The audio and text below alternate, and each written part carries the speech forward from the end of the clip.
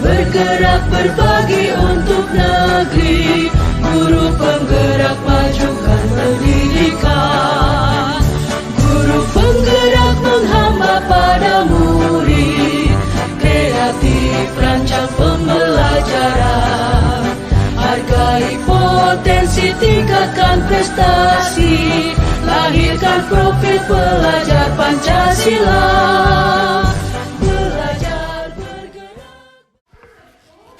Baik Pak, di sini ada beberapa pertanyaan yang ingin saya tanyakan. Yang pertama, selama ini bagaimana Bapak dapat mengidentifikasi kasus-kasus yang merupakan dilema etika atau bujukan moral? Baik, dalam mengidentifikasi apakah kasus tersebut termasuk dilema etika atau bujukan moral, caranya cukup sederhana. Ketika kasus tersebut benar versus benar, berarti kita dihadapkan pada kasus yang dilema etika. Ketika kasus tersebut benar versus salah, maka kasus tersebut termasuk ke dalam bujukan moral. Itu cara mengidentifikasi yang secara sederhananya. Silakan. Baik Pak.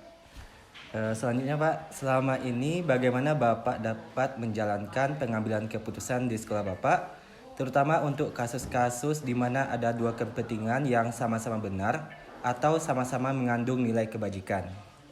Baik, untuk menyelesaikan kasus benar versus benar ini, tentu sebagai pimpinan sekolah harus mempertimbangkan kira-kira mana yang menjadi atau dampaknya resikonya paling kecil.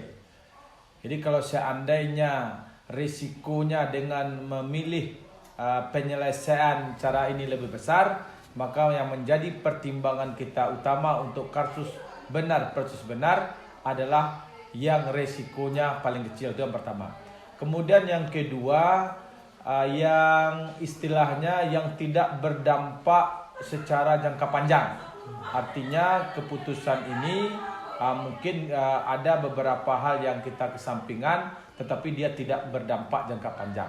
Mungkin itu yang strategi yang saya lakukan. Ya Pak. Kemudian Pak, langkah-langkah atau prosedur seperti apa yang biasa Bapak lakukan selama ini? Ya. Baik, langkah-langkah atau prosedur yang biasa saya lakukan ketika saya menemukan satu kasus. Pertama, tentu saya harus mengidentifikasi apa latar belakang penyebab kasus ini. Nah, setelah mengidentifikasi latar belakang penyebab kasus ini, tentu nanti saya harus memikirkan bagaimana strategi penyelesaian yang tepat dan cermat terhadap penyelesaian kasus ini.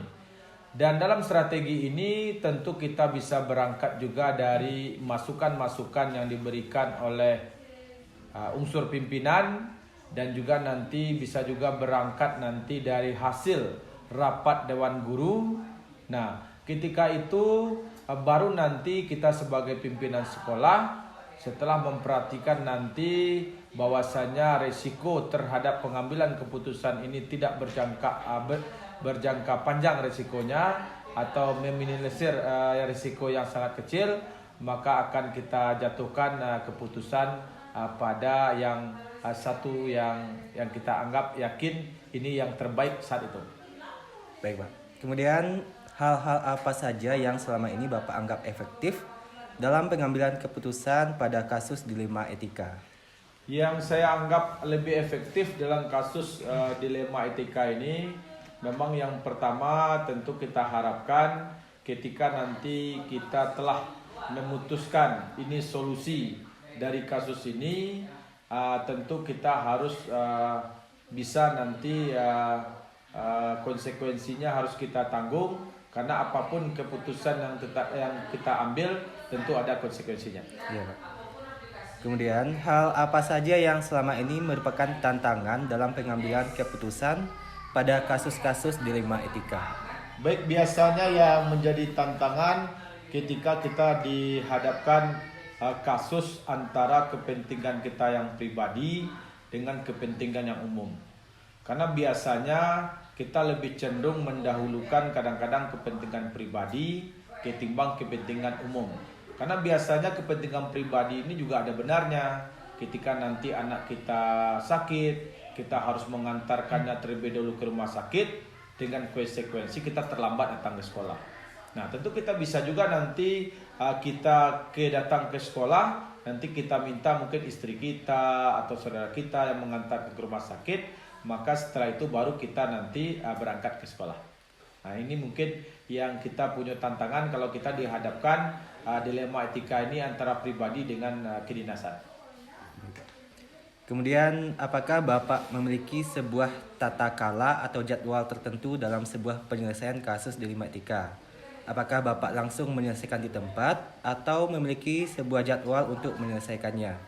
Bentuk atau prosedur seperti apa yang biasanya Bapak jalankan? Baik, memang tentu apakah kita perlu atau tidaknya membuat jadwal sebetulnya tergantung kepada kasusnya.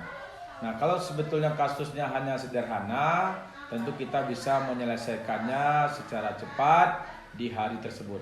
Tetapi kalau seandainya kasusnya perlu nanti kita harus memikirkan strategi pemecahan, kemudian melibatkan beberapa orang, tentu nanti kita buatkan jadwalnya, sehingga nanti penyelesaian dari kasus ini tentu akan bisa secara komprehensif, sehingga nanti ketika kita telah mengambil keputusan, maka keputusan yang kita ambil itulah yang terbaik.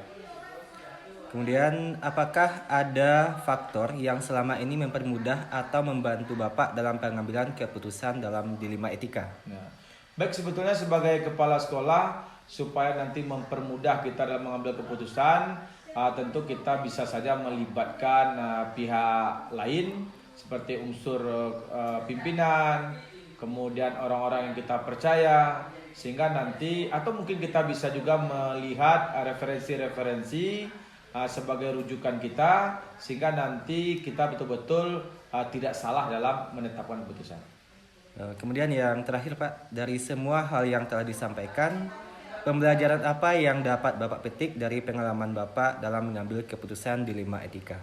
Pelajaran yang bisa saya petik dalam kasus dilema etika ini, karena memang kita dihadapkan dalam kasus benar versus benar, apapun keputusan yang kita ambil sebetulnya keduanya konsekuensinya benar.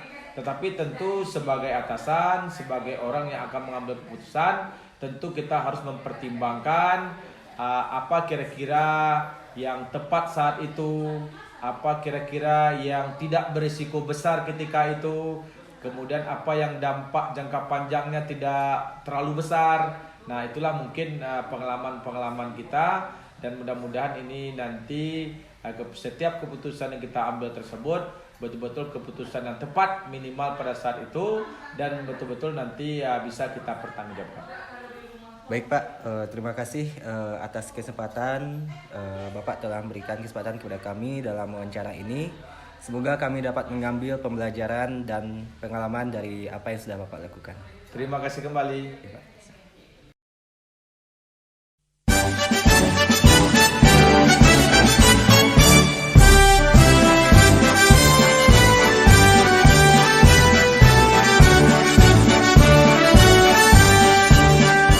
Bulatkan tekad, kuatkan hati, negeri ini memanggilmu kawan. Belajar bergerak berbagi untuk negeri, guru penggerak majukan pendidikan. Guru penggerak menghamba pada murid, kreatif rancang pembelajaran. Hargai potensi, tingkatkan prestasi, lahirkan profil pelajar Pancasila.